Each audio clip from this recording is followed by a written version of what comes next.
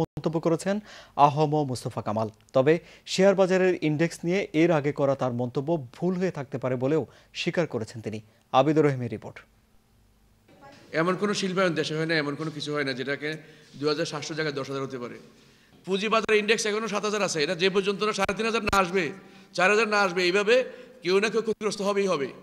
8 ফেব্রুয়ারি অর্থ মন্ত্রণালয় সম্পর্কিত সংসদীয় কমিটির সভাপতি এবং সরকারদলীয় এমপি লোটাস কামালের এই বক্তব্য অস্থির শেয়ার বাজারের পতন আরও ত্বরান্বিত করে এমন অভিযোগ উঠে বাজার সংশ্লিষ্টদের পক্ষ থেকে।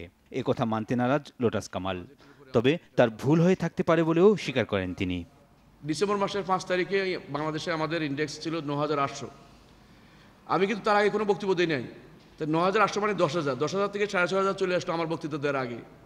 তো রাত 2টা বাজে মিটিং শুরু করে কখন শেষ করলাম, আবার 10টা বাজে মতিঝিল শেষ করলাম, মিটিং শেষ করে আবার 11টা বাজে এখানে মিটিং আসলাম, এই কমিটি মিটিং। সুতরাং সেখানে হয়তো একটু হতে পারে, কিন্তু আমাদের বুঝতে হবে আমি কিন্তু কখনো পুঁজিবাজারের বিপক্ষে কখনো আমি কথা বলি নাই।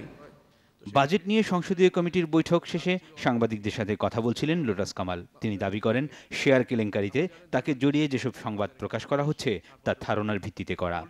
তদন্ত প্রতিবেদনে যে রিপোর্ট আছে এটা আমাদের কাছেও আছে, কোনো একটা দাড়িকমা পরিবর্তন করা হয় নাই। আপনারাই পরে দেখেন তো কোনো অপরাধ আমার পান কিনা।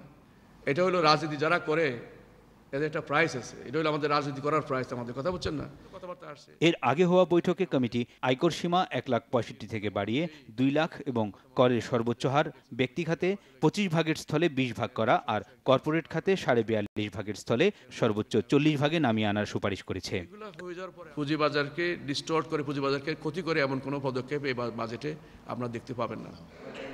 আবিদুর রহিম, বাংলাভিশন, ঢাকা।